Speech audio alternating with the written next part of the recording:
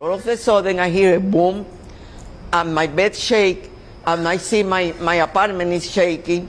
When Champlain Towers South shook in the middle of the night, Esther Gorfinkel was in bed on the 5th floor. The 88-year-old grandmother quickly made her way from Unit 509 to the stairwell. Soon, Alfredo Lopez spotted her. He and his family had escaped apartment 605. I remember Esther told me that her knee was bothering her and that she wanted to stop. I told her, stopping is not an option, There was no way you were going to let her stay in No, I just, it just didn't even occur to me, I can't, she's a human being. But Esther couldn't walk on her own, so Alfredo picked her up, tossed her over his shoulder, and carried her down. I don't know how many flights of stairs. It couldn't have been that many because I'm really not that strong. He just picked me up. He just picked me up. Esther and Alfredo hadn't seen each other since that terrible night when he saved her life, until we brought them together. How are you? ¿Cómo estás?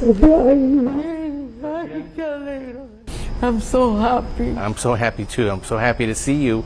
And, we made it out, so that's what's important, right?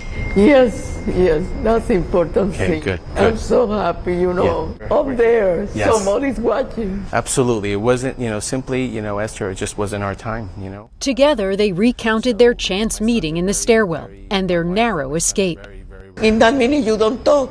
You don't say anything. Let's run, let's run, let's run. Let's go. They made it to the garage, but they still weren't out of danger. The garage ceiling had collapsed and water was ankle deep. There was one car that was pancaked on top of another car that was pancaked on top of a huge slab of concrete. A mountain of debris proved too much for Esther, so Alfredo had to think fast. His son helped too. Somebody pushed me. Yeah, we gave her like the old, 1-2, let's, just pushing her, Pushed her over the... Well, we pushed her up and we got out of the garage, which was very important. After they cleared the garage, Alfredo put Esther over his shoulder once again and carried her to safety on the beach. What do you think about somebody who would do that? They think in somebody else when they see something bad. You need to help each other in bad times too. It's not other choice. Remember, everybody having his bad time. What I can tell you. It's just so beautiful that they helped you. In bad times you help everybody.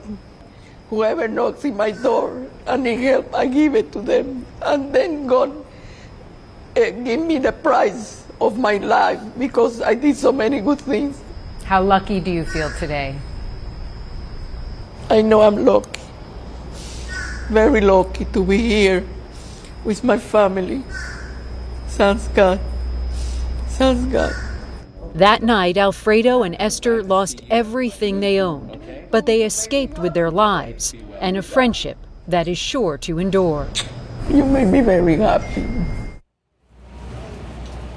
And this really was a team effort to get Esther safely out of that building. Another man did help. His name is Albert Aguero, and Esther, of course, wants to thank him for helping as well. He actually pulled as Alfredo pushed to get her out of that garage area. And Esther believes that her parents and her husband were also, they also had a hand in this, that they gave these men the strength to save her. And I did talk to Alfredo, and he was telling me today that he does have some survivor's guilt, John. He doesn't understand why he and Esther and others survived, and it seems as though so many others did not. He was very emotional talking about when he first opened his apartment door to flee, and he looked at his neighbor's door right next door to him, and it was just a big black gaping hole, and there has been no sign of her since. That's haunting him to this